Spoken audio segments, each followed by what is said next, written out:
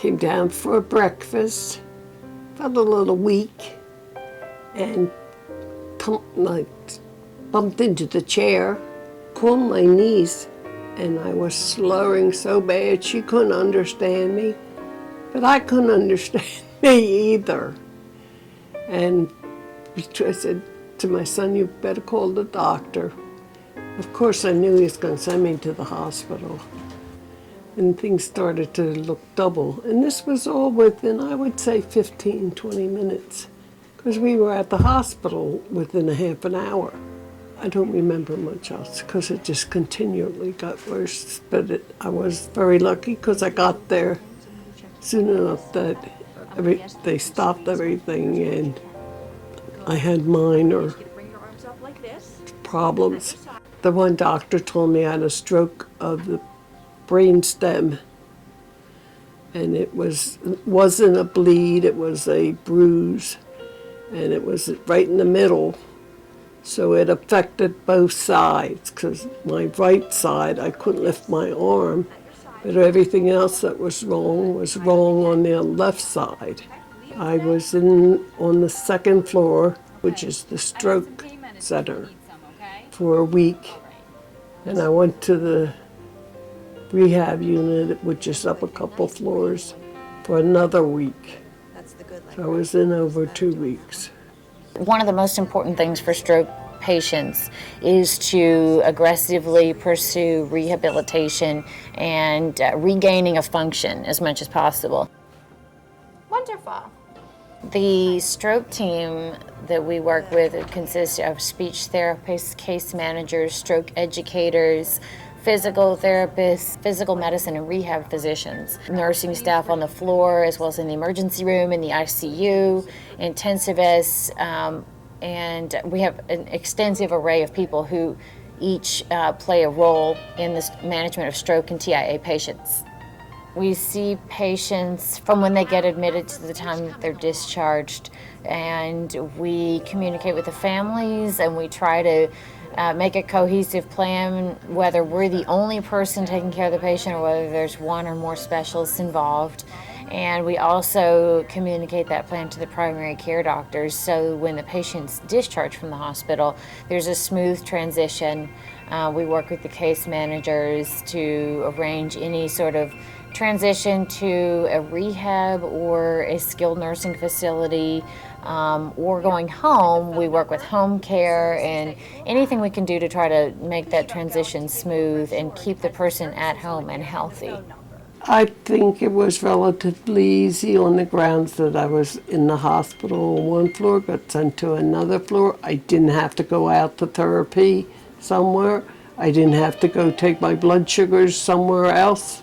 We do focus on educating the patient and describing and discussing the patient's conditions, prognosis, and plans in terms that they could understand. And we do some teach back where they will explain to us what we've told them so that we feel comfortable that in as much as possible they understand what we've told them and are able to take the reins for their own care. Sort of empowering the patient to be aware and educated to take care of themselves and to know the right questions to ask their primary care doctor and to know the right people to follow up with when they leave the hospital. Having a place in this local area where patients can come and be treated and evaluated and educated all in one spot is a great benefit and a great resource for this area. I think home health has been a key component and very helpful in bridging the gap between inpatient and outpatient care. Very often, elderly people that function well, given a routine, go to the hospital and the routines have changed. New medications may have been introduced or doses of their previous medications have been changed. That's a very important part of what Mercy Home healthcare nurses do, is to teach medications, to make sure that people are taking the right doses and they're responding well to them. I get up, no matter when I get up, I come down and get weighed, do the blood pressure, do the pulse sac, and I could be anywhere from 6 o'clock in the morning to 8 o'clock in the morning. But I do that first because if I didn't, I'd forget it. When you use this equipment in the morning, the data will get transmitted to a device that the Philips technician has hooked up to your telephone. And it'll be kept on a computer database, and every day we have a specially trained nurse that'll analyze your weight and your blood pressure and the oxygen in your blood, and also we ask you to enter your blood sugars. And in some cases, we become the healthcare police. Pat knows that I'm coming out and I want to be asking her what her blood sugars are. And she knows that, that I will chastise her if she hasn't been doing the things that she's supposed to be doing. If we find there to be a problem, we would contact the doctor. And very often the doctor, just over the phone, will make changes to the individual's medications, and hopefully that's enough to stop the problem.